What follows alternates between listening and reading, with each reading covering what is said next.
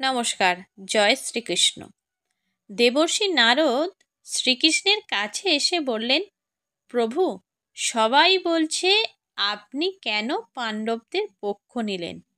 কুরুক্ষেত্রে যুদ্ধ শুরু হবে, চারিদিকে যুদ্ধের প্রস্তুতি চলছে। এমন সময়ে দেবর্ষি নারদ শ্রীকৃষ্ণের কাছে এসে বললেন, প্রভু, সবাই বলছে আপনি পাণ্ডবদের পক্ষ গ্রহণ করেছেন, কৌরবদের সাথে পক্ষপাতিত্ব করছেন। শ্রীকৃষ্ণ হাসলেন, কিছু বললেন না। 3টি মালা নিয়ে দেবর্ষি নারদের হাতে দিয়ে দিলেন। বললেন, 2 পক্ষে যাবে, এই মালা 3 জনকে পরাবে। কাকে পরাবে? একটা পরাবে উত্তম জনকে, একটা মধ্যম জনকে, আর একটা অধম জনকে।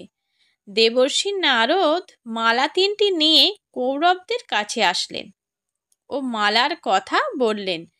দুর্যোধন সভায় বললেন, আমি উত্তম, আমার ভাই দুঃশাসন মধ্যম, আর অধম সভায় তো কেউ হতে পারে না। কিন্তু কেউ অধম হতে চাইল না। তখন রাস্তা থেকে এক জেলেকে ডাকা হলো অধম স্বীকার করে মালা নিতে।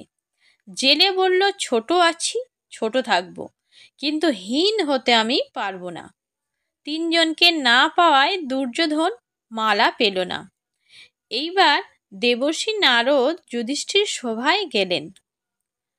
মালার কথা 3 জনের কথা বলতেই যুধিষ্ঠির বললেন, দেবর্ষি, পুরুষোত্তম শ্রীকৃষ্ণ এই আসনে বসেন, উত্তম মালা এখানে থাকুক, মধ্যম মালাটা আপনার, কারণ আপনি হলেন ভক্ত শ্রেষ্ঠ, আর অধম তো আপনার সামনে আছে, আমি যুধিষ্ঠির অধম। দেবর্ষি নারদ ভগবানের কাছে ফিরে গেলেন। শ্রীকৃষ্ণ বললেন, ওখানে দুর্যোধন প্রধান, আমার স্থান নেই। যুধিষ্ঠিরের এখানে আমার স্থান পাতা আছে, আমি আর কোথায় যাব বলো? তাই পাণ্ডবদের সাথে আছি, ওরা আমাকে ভালোবাসে। ভগবান ভালোবাসার কাঙাল, ভালোবাসা ছাড়া তিনি কিছুই চায় না। ভালোবাসতে মা যশোদার কাছে বাঁধা, ভালোবাসাতে গোপিনীদের ঘরে ঘুরে ফিরে যান বারবার, ভালোবাসাতে চিরদিন বাঁধা ভগবান। তাই ভগবানকে ভালোবেসে ডাকলে অবশ্যই তিনি আসেন তার ভক্তের সমস্ত দুঃখ ঘোচাতে। মন থেকে সকলে একবার বলুন, হরে কৃষ্ণ কৃষ্ণ কৃষ্ণ হরে হরে, হরে রাম রাম রাম হরে হরে।